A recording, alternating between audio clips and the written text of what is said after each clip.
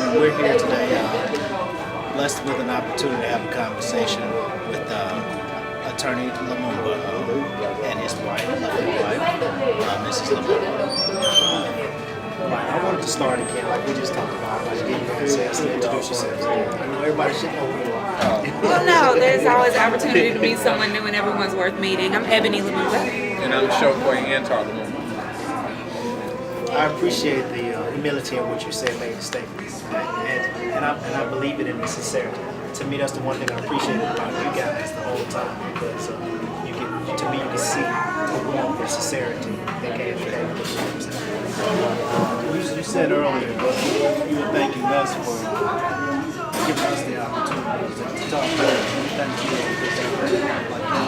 You guys have been going through a lot. I want to sound cosmetic, they had to sacrifice.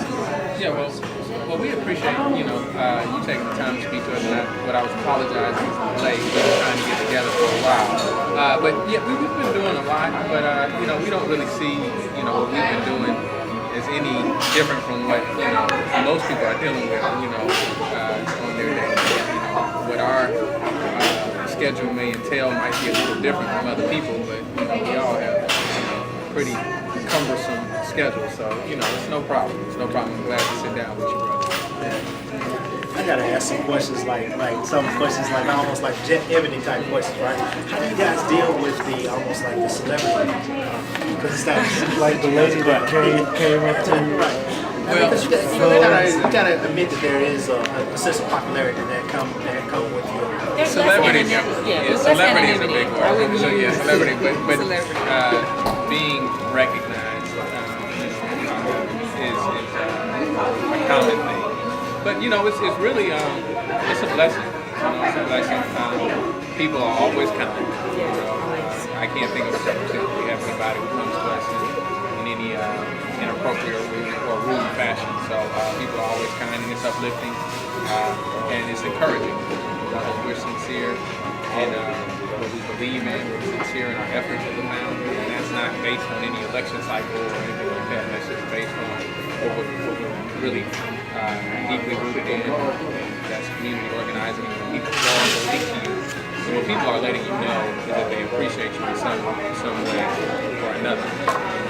People to take it out of whatever they're doing, their time, whatever errand they're running for them to take care of something.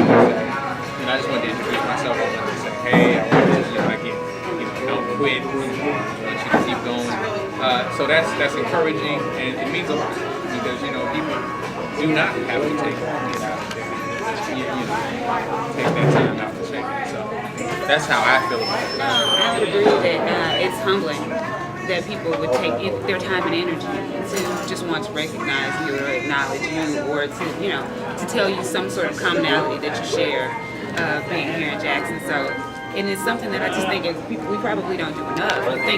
Oftentimes you think a compliment in your head, oh, that person looks nice, but you don't take the time to tell them. And oftentimes it makes our day, for someone to say that, not even that I was rooting for you, but just good job. And we're proud of you. That means a whole lot, especially considering both of us grew up, in Jackson, and to have, citizens of Jackson, especially, I especially enjoy our elders that do it and that say that they're proud of him, proud of us. That means a whole lot. And another thing, let me just say this that I've been receiving that I want people to know that I appreciate is people have still been offering words of condolence with regard to my father.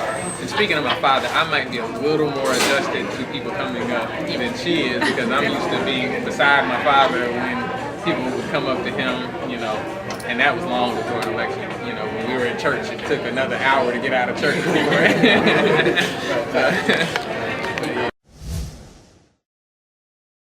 And that's of course from the outside looking at you, of course, and so please excuse the presumption, okay? But you had the wedding, you had the baby, you had the passing of the father, and then you had the election. I mean, it was like, to me, I just felt like the weight, from the outside looking at it, was almost the weight of the world was on you, and then, but you kept pressing through, and it was almost like you played like, I'm not going to let these things you can't talk about these. These factors cannot be allowed in the game. If it makes some sense. I hate to use the big word game because that's a rough analogy, but in the election, we're going to press forward. And I wanted to guess, first of all, compliment the grace and elegance of what you guys walked through with that. You know, that's the first thing. But the second, can you kind of talk us through how you were able to do it? I mean, because there was a lot. I mean, those are emotional situations, just one in itself. I mean, you have the birth of a child, you need to take that moment to, you know, celebrate it, you know, and go through the ebbs and flows of it. That's just one issue, but there were like 4 or 5 things that I mean, I was like, man, these guys are like Joe. Let me say this, and I'll address all of those things. You know, with the birth of the child, I was able to take a moment on the day that she was born, you know, to just have that be about her. And I wanted that was important. But you know, the credit for that, you know, really goes in great sum to my wife. Because that was, you know, when you're dealing with an election, and people may see it, but you know, not everyone's experienced it. When you're going through an election, your family sacrifices quite a bit. And so my wife, you know, really made a large sacrifice.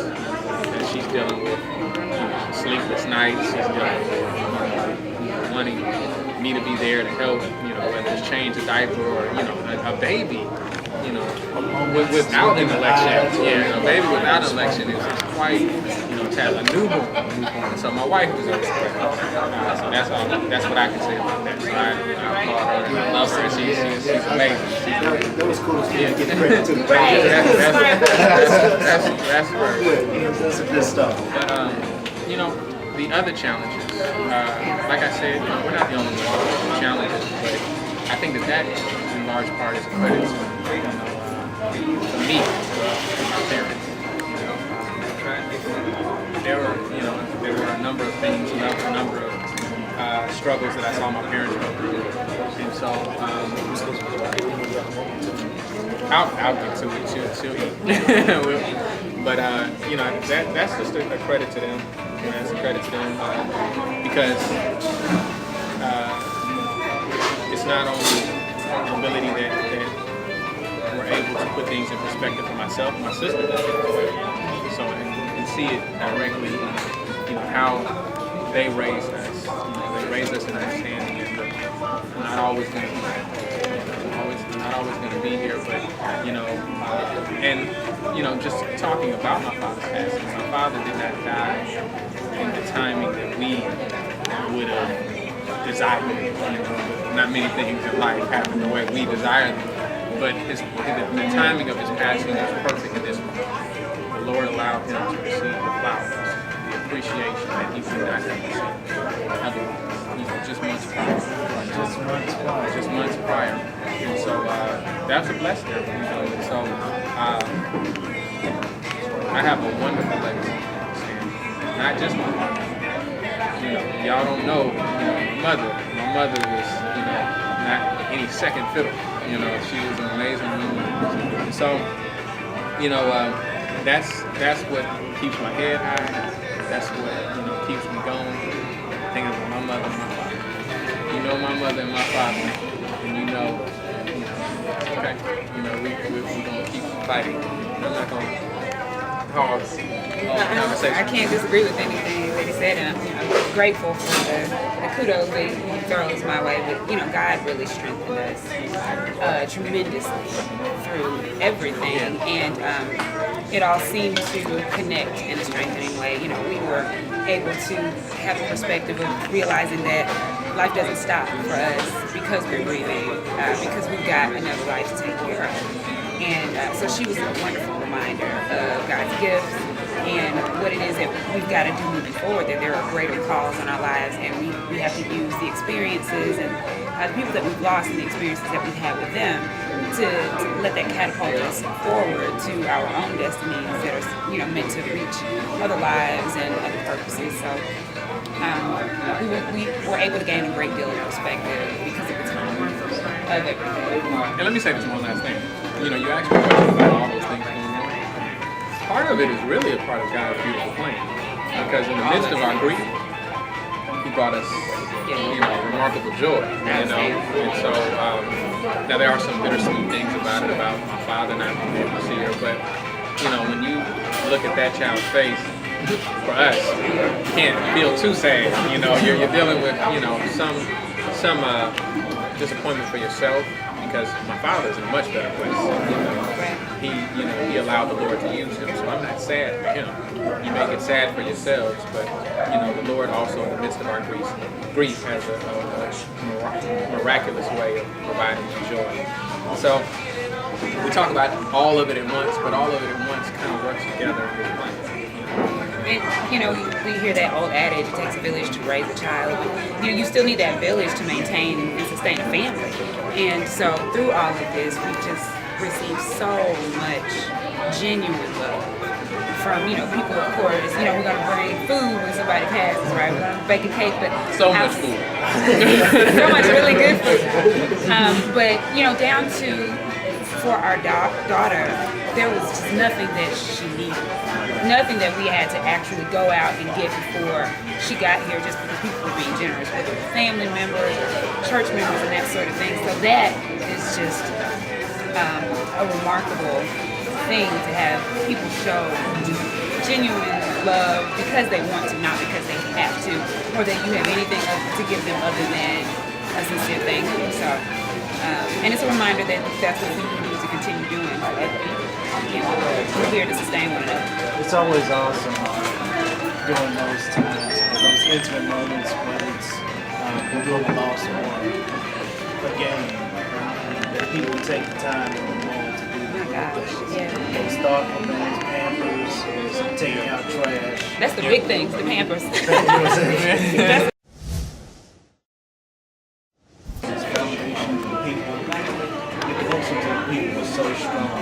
People's platform to be it's something not different because your father, you helped you met that with your father, but it's different in the sense that it's like you were inundated with people all day, all day. Like Cal mentioned earlier, you'd be at the waiting room, sitting on your back. Going forward, is there a learning opportunity, a challenge, desire to move forward with this objective? Like with issues like especially like that you dealt with during the campaign that you said, and this is something that was pressing on you then. What is there something that's there that you say I have to accomplish it? What is it? What is that? Well, I mean, it's always, you know, if the result of the election was different, the need to do more still would not have been any different. You know,